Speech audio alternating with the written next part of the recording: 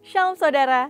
Sebagai orang percaya, kita pasti cukup sering mendengar khotbah yang berbicara tentang pengharapan di dalam Tuhan, apapun keadaan kita.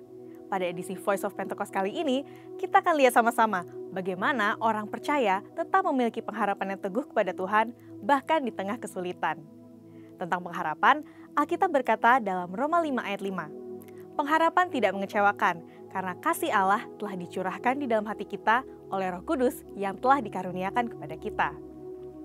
Dalam suatu kesempatan, Presiden Joko Widodo menyampaikan tentang proyeksi keadaan dunia ke depannya. Beliau berkata, dunia sekarang ini dalam posisi yang tidak gampang. Posisinya betul-betul pada posisi yang semua negara sulit. Lembaga internasional sampaikan tahun ini, tahun 2022 sangat sulit. Tahun depan, mereka menyampaikan akan lebih gelap.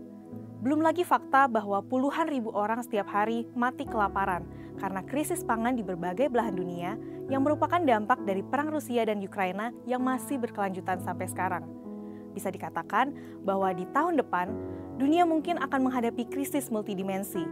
Tentu saja, bagi sebagian orang, krisis multidimensi dapat menyebabkan stres, depresi, sakit jasmani, bahkan ada yang sampai mengambil nyawanya sendiri.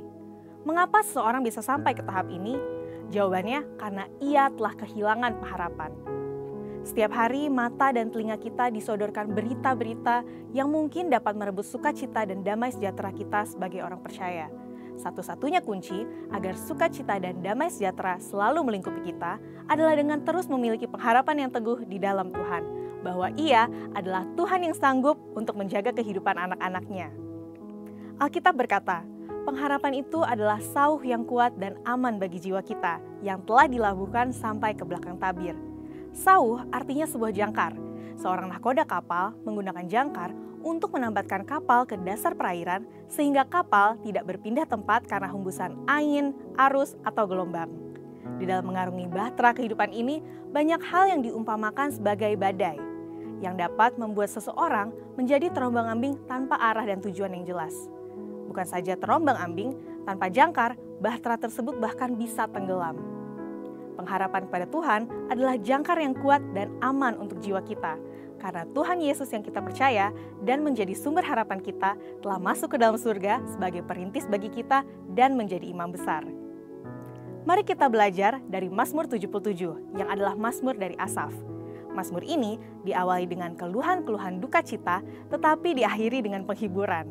Mazmur ini menggambarkan orang percaya yang berada dalam jurang keputusasaan, yang dimana ia mempertanyakan kasih setia Tuhan ketika mengalami suatu penderitaan yang berat. Penderitaan yang berat membuatnya tergoda untuk tidak lagi berharap kepada Tuhan.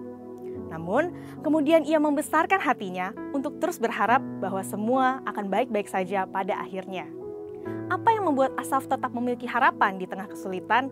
Pertama, Asaf tidak lagi berfokus pada penderitaan yang sedang ia alami.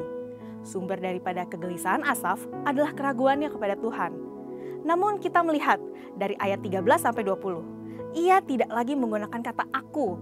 Asaf merubah fokusnya dari memikirkan tentang dirinya sendiri menjadi memuliakan Tuhan. Pada saat ia mengesampingkan keakuannya, barulah ia dapat menghilangkan kegelisahannya.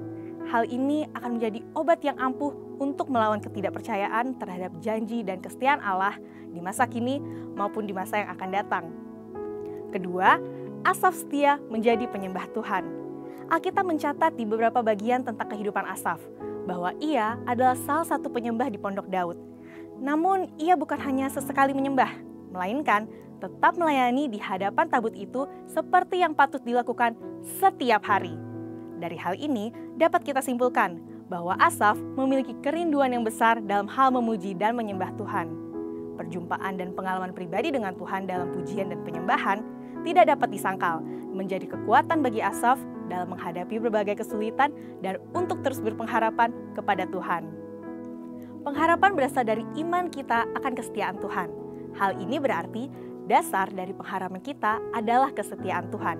Dan setiap janji Allah yang didasarkan atas kesetiaannya adalah suatu jaminan bagi pengharapan kita. Iman membuat kita menang atas dunia ini. Yang kita harapkan bukanlah dunia yang kelihatan ini, karena dunia ini adalah sementara, sedangkan hidup yang akan datang adalah kehidupan yang kekal. Jadi, iman menghasilkan pengharapan, dan pengharapan akan mengarahkan mata kita kepada kekekalan. Pada saat kita berada di tengah kesulitan, tetaplah percaya dan berharap kepada Allah, sebab Dia sanggup menolong kita. Pengharapan itu seperti setitik cahaya di ujung lorong yang gelap. Saat seseorang berjalan terus ke depan tanpa melihat ke arah sebaliknya, pastilah ia akan sampai ke tempat cahaya itu berasal.